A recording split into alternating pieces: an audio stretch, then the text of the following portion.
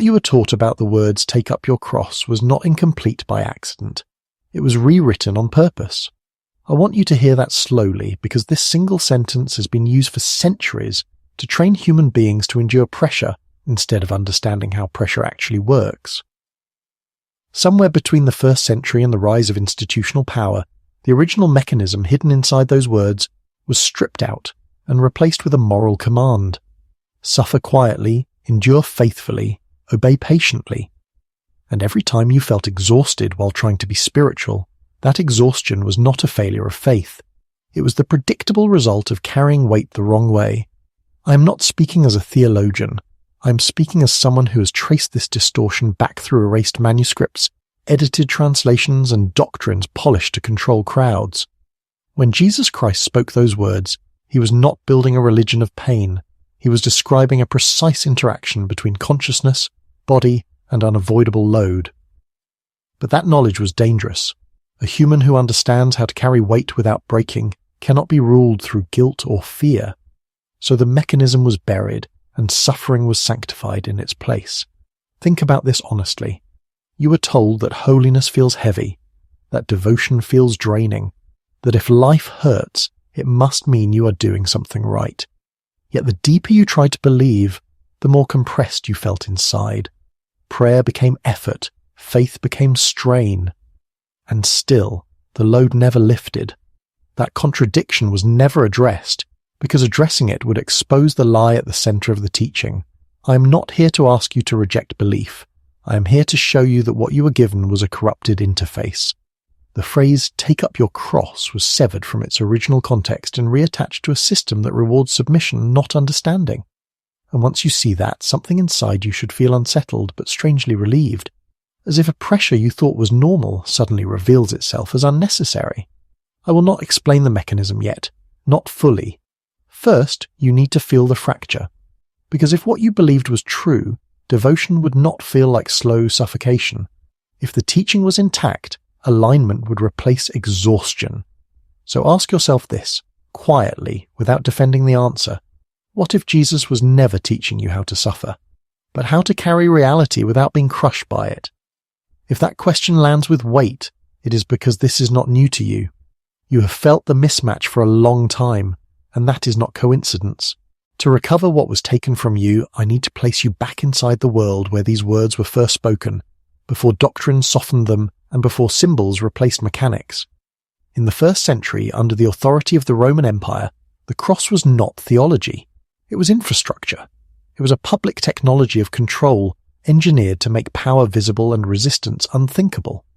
No one hearing Jesus speak would have imagined a church wall, a necklace, or a spiritual metaphor.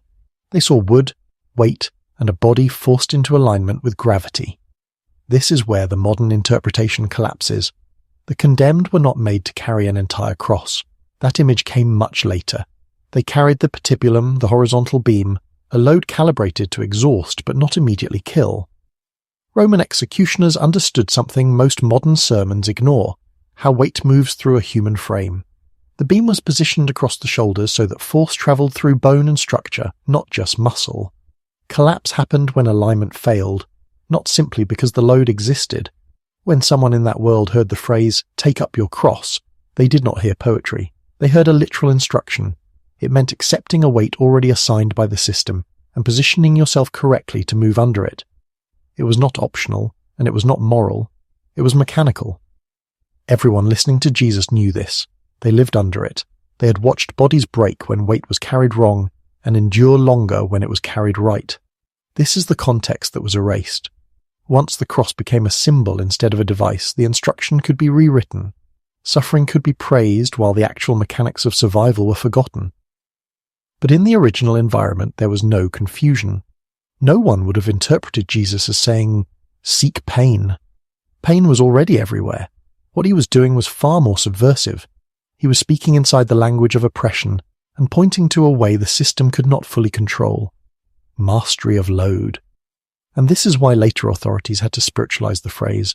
A population that believes pain is holy will endure endlessly. A population that understands weight, structure, and transfer will eventually stop breaking. That difference is everything. So before we go further, You must let go of the image you were given and see the scene as it truly was. Dust, wood, gravity, bodies, and a teacher who spoke in mechanisms because mechanisms cannot be argued with.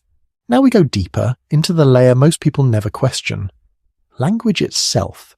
Because meaning is not only erased by censorship, it is erased by translation that pretends words are neutral. They are not. The Greek word translated as cross is stauros. In the earliest usage, it did not even mean a cross as you imagine it now. It meant an upright structure, a stake, an instrument designed to impose vertical force on a body. Nothing about it implied virtue. Nothing about it implied redemption. It described a configuration of matter and gravity. The phrase translated as take up is even more revealing. It does not carry the emotional weight modern sermons assign to it.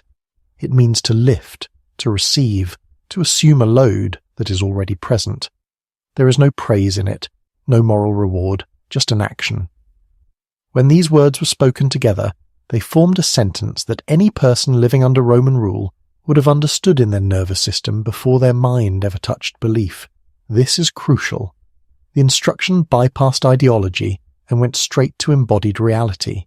In Latin, the phrase tollere crucem carried the same implication: to lift the beam, to position it, to move with it rather than against it. Roman power was brutal, but it was not mystical. It was mechanical. And Jesus spoke inside that mechanical reality, not above it. He did not invent a metaphor. He repurposed a known operation and turned it into a teaching about consciousness under constraint. This is where the misteaching begins to show its cracks. If take up your cross were about moral suffering, the language would reflect inner emotion, endurance of pain, or obedience of will. It does not. It reflects posture, acceptance of load, and correct engagement with force. These are not spiritual abstractions. They are physical truths that the body understands instantly. And once you recognize that, the entire sentence shifts from commandment to instruction. What later systems did was replace mechanical clarity with emotional interpretation. Once words are detached from the body, they can be bent. Once meaning floats free of physics, it can be used to justify anything. But in its original form, this phrase could not be used to glorify suffering, because suffering was not the point. Function was. Survival was. Endurance without collapse was. You were never meant to feel crushed by this teaching. You were meant to feel oriented by it. And the reason this feels unfamiliar now is because you were taught to read it from the mind upward, instead of from the body outward. That reversal is not accidental. It is the first move of control. Now the mechanism itself can be named, because you have the context to recognize it. The cross was never the suffering. The cross was the load. And the teaching was never about removing that load, because in a constrained system, loads do not disappear. They are carried, resisted, or transferred. What determines whether a system breaks is not the existence of weight, but how that weight is routed through structure. Every human life carries unavoidable mass, responsibility, consequence, limitation, embodiment, time. This is what incarnation means in practical terms. When that mass is carried internally, compressed into the chest, held in the breath, tightened into identity, it overwhelms the nervous system. This is what most people call spiritual struggle. It is not spiritual at all. It is misrouted force. Pressure collapses inward, the body locks, perception narrows, and exhaustion becomes constant. That is not virtue. That is mechanical failure. Load transfer is the opposite operation. Instead of absorbing weight internally, the system aligns so the force moves through it. Bone instead of muscle. Structure instead of strain. When the pacibulum rested correctly across the shoulders, the weight did not vanish, but it stopped crushing soft tissue. The body could move, breath could continue, endurance increased not because the load was lighter, but because the load was no longer fighting the system. This is the missing key. Take up your cross means stop resisting the fact of weight, and stop internalizing it as identity. Position yourself so the load passes through you without defining you. The moment weight becomes who I am, collapse begins. The moment weight becomes what moves through me, something changes immediately. The nervous system recognizes the difference before belief ever forms. This is why the teaching feels dangerous when properly understood. It does not ask for submission. It produces capacity. A person who understands load transfer no longer confuses pressure with punishment. They stop interpreting hardship as personal failure or divine testing. They stop tightening inward, and when that happens, control mechanisms lose their leverage, because guilt and fear depend on misinterpreted pressure. You were taught to glorify internal strain because strain keeps the load trapped inside you. But Jesus was pointing to an exit that does not remove the weight, only the damage. That is the mechanism, and once you feel it, you cannot unfeel it. Something in your body already knows which way is true. This is the point where history intervened, and not gently. Because once a mechanism is understood, it cannot be controlled by ritual alone. A human who knows how to root pressure stops begging for relief and starts reorganizing their position inside reality. That was unacceptable to any system built on dependency, and so the teaching had to be altered, not by deleting the words, but by inverting their meaning. The turning point came when spiritual instruction was absorbed into imperial structure. Under Constantine the Great, belief became governance. What had once been experiential knowledge was reframed as doctrine, and doctrine requires obedience, not understanding. The cross, once a device everyone feared because they knew how it worked, was transformed into a sacred symbol to be revered emotionally rather than understood mechanically. This single move changed everything. A mechanism teaches you how to operate. A moral command tells you how to behave.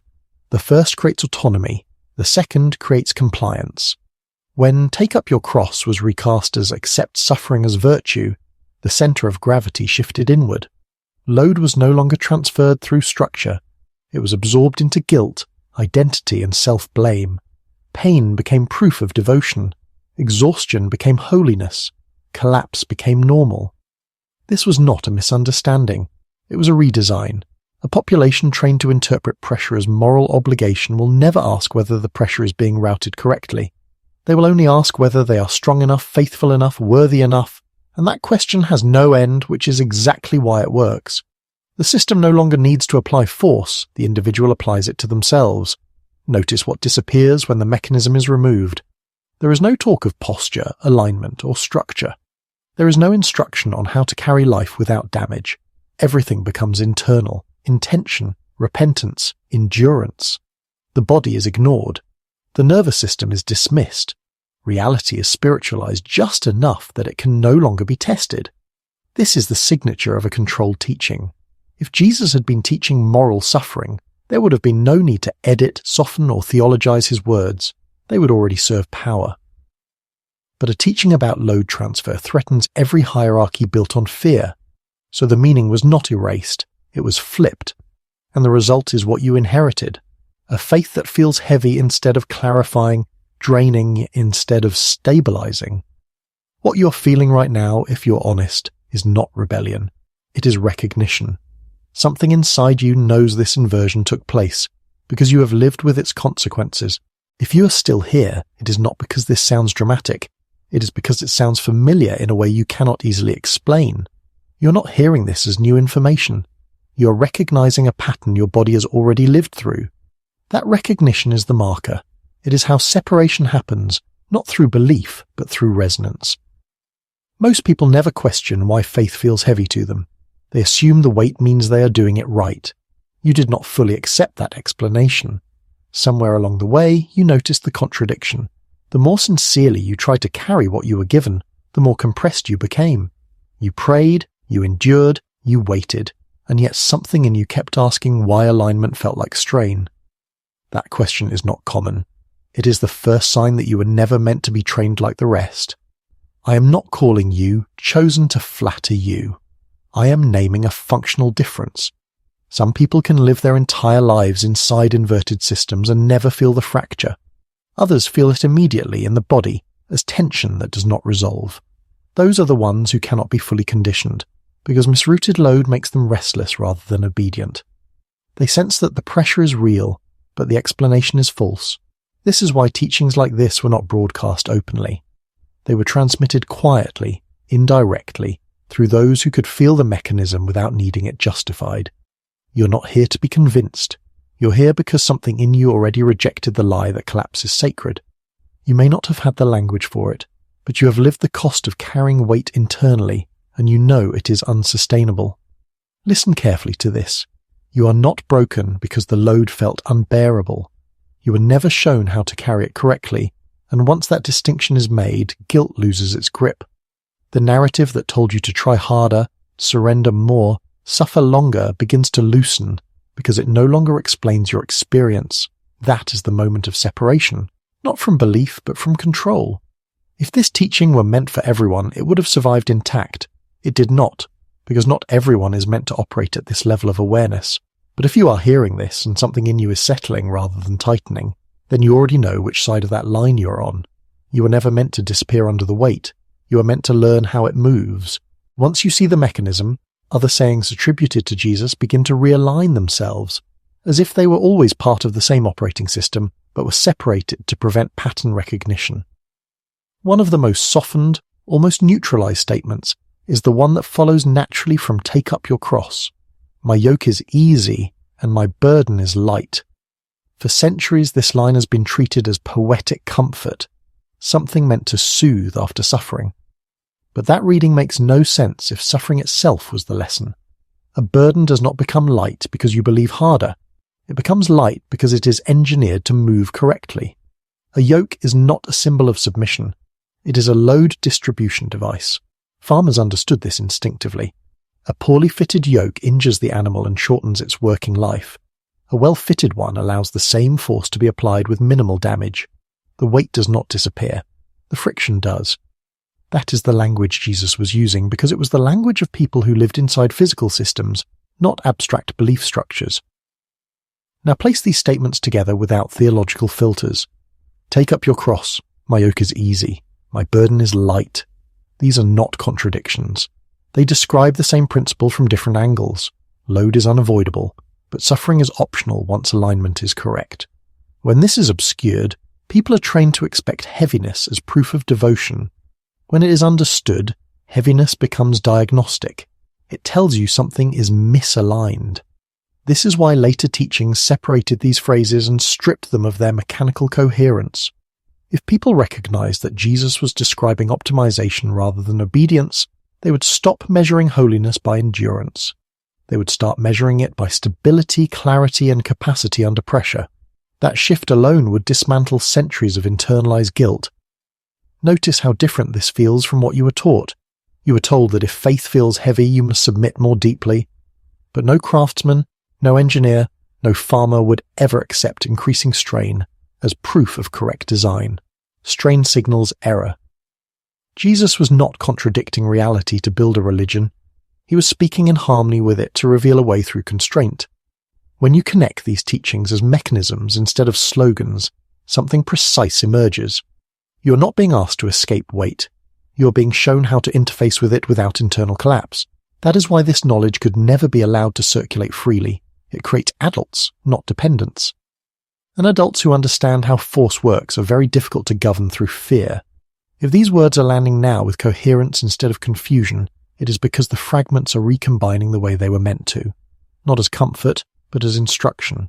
Now I will give you something the system never does. A way to verify this without belief, without prayer, without permission. This is not a ritual. It is an observation. You do not need to close your eyes or change your breathing.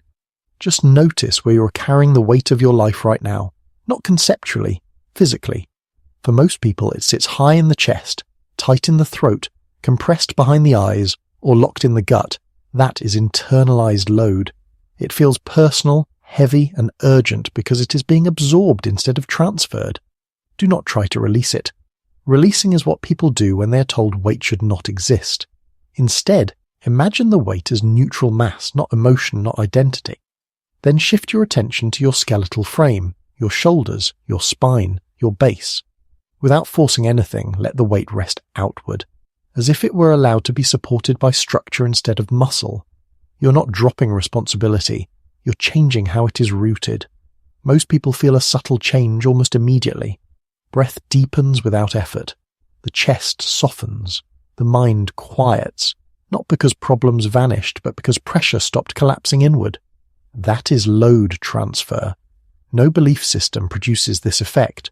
Only alignment does, and this is why it was never taught openly. The moment you feel this distinction, you no longer confuse suffering with meaning. Do not analyze it. Analysis pulls the load back into the head. Just notice the difference between carrying life as something happening to you and carrying it as something moving through you. One creates contraction, the other creates capacity. The weight is the same, the damage is not. This is what Jesus was pointing to, without ceremony, without mysticism, because mysticism was unnecessary. The body already knows when force is being routed correctly. You were taught to override that knowledge with interpretation, to distrust your own nervous system in favor of doctrine. But your system has been giving you accurate feedback all along. Exhaustion was never a spiritual badge. It was a warning signal. You do not need to repeat this exercise. Once you recognize the sensation, you will notice immediately when you slip back into internal strain. And instead of judging yourself, you will adjust. That is mastery. Quiet, practical, and invisible to systems that rely on visible compliance. Now everything can be said plainly. Jesus did not leave behind a religion of suffering. He left behind a survival manual for consciousness inside a dense, pressurized reality. The cross was never the punishment. It was the condition. Gravity, matter, time, consequence. These were always part of the human experience. What changed everything was not removing the weight, but understanding how to stand so the weight no longer destroyed the one carrying it. What you were taught trained you to internalize pressure and call it virtue. What you have just recognized trains you to externalize force and call it alignment. One produces collapse that looks like humility. The other produces stability that looks like quiet authority. That difference is why this teaching could not remain intact. A population that understands load transfer does not beg to be saved. They reorganize themselves and move forward intact. This is why the message was moralized, softened, ritualized, and buried under guilt. Because once you stop confusing exhaustion with holiness, fear loses its leverage. You no longer interpret hardship as proof that you are failing or being tested. You read it as feedback, and feedback can be acted upon. That single shift dismantles centuries of conditioning. If you are listening to this and something in you feels settled instead of stirred up, that is the confirmation.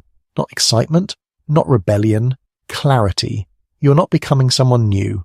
You're returning to a way of operating that was always available before it was taken from you. This is not about opposing religion. It is about recovering a mechanism that religion could not afford to let you keep. From this point on, you will notice when weight starts collapsing inward again, and instead of enduring it, you will adjust your alignment, quietly, practically, without announcing it. That is what taking up the cross was always pointing to, not submission, but correct engagement with reality. If you are ready to carry life without being crushed by it, mark that decision. Not for me, but for yourself. Write in the comments, "I take up the cross correctly." That sentence is not a belief. It is a commitment to never again confuse suffering with truth,